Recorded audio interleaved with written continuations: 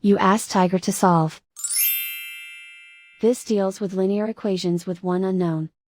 The final result is x equals 17/5. Let's solve it step by step. Simplify the expression. Expand the parentheses. Simplify the arithmetic. Multiply the coefficients. Group all x terms on the left side of the equation. Add 6x to both sides. Group like terms.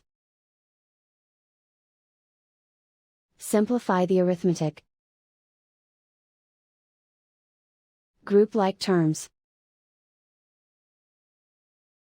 Simplify the arithmetic.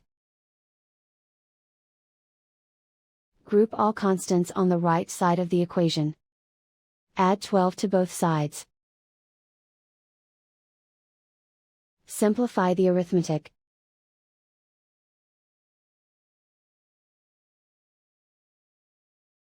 Isolate the x. Divide both sides by 10. Simplify the fraction. Find the greatest common factor of the numerator and denominator. Factor out and cancel the greatest common factor. And so the final result is x equals 17/5.